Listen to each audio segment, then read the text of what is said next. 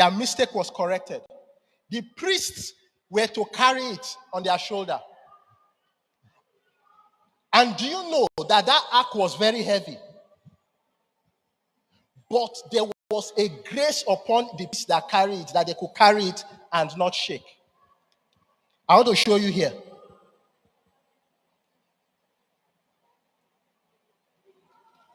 Do you remember? Okay, let's look at verse 26. Verse 26 of. And it came to pass when God helped the Levites that bear the ark of the covenant of the Lord, that they offered 7 bullocks and 7 rams. There was a grace to carry that heavy load without feeling tired. Do you remember that when they crossed the Jordan, the priests carried that heavy ark and stood on the water, while over 1 million people crossed a river? It was not 1 hour thing. The priests were standing. The Jordan River is not something that you can cross with leg. That was why it had to be parted, like the Red Sea. They stood for hours carrying. No, gold is heavy. They carried it. The people crossed. And they themselves crossed. So you see here, God helped them. There was a grace upon them to carry his presence. But what did they do to attract that grace? The Bible says they sanctified themselves. You know what it is to sanctify yourself? Separate yourself from the unclean. You can't be dressing immorally and seductively and carry the presence of God. You can't be a Casanova mouth and carry the presence of God. You can't be somebody that talks anyhow and carry the presence of God.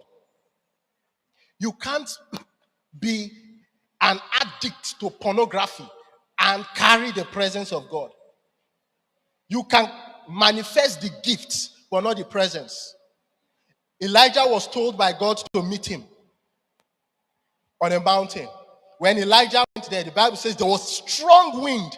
The wind broke rocks, but God was not in the wind.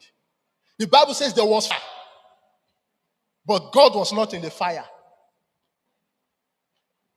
There was an earthquake. God was not in the earthquake. But that was where God said you should meet him. Then Elijah heard a still small voice. And because Elijah was a man of the presence of God, he recognized that was God. The Bible says he wrapped his face with a mantle and he said, "Here am I, Lord."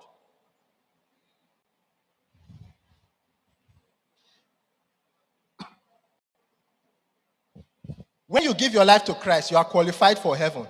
But how do you want to enter heaven? Do you want to enter heaven the way you left the earth? Nothing you came with, nothing you are living with. Or do you want to go into heaven and receive a crown or reward? It depends on what you do with yourself.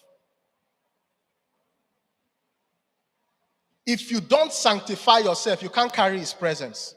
You will get tired.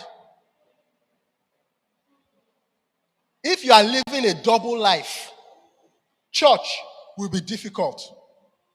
Prayer will be a burden.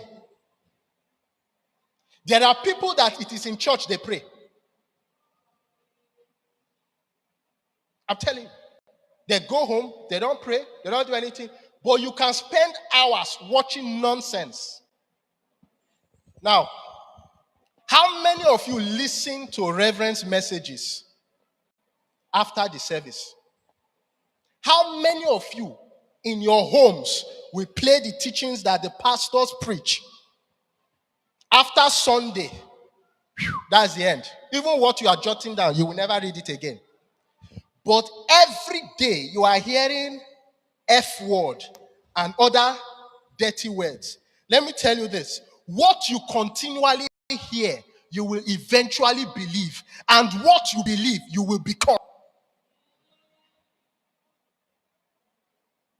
What you continually hear, you will eventually believe. And what you believe, you will become. You will not see it happening. It just happens.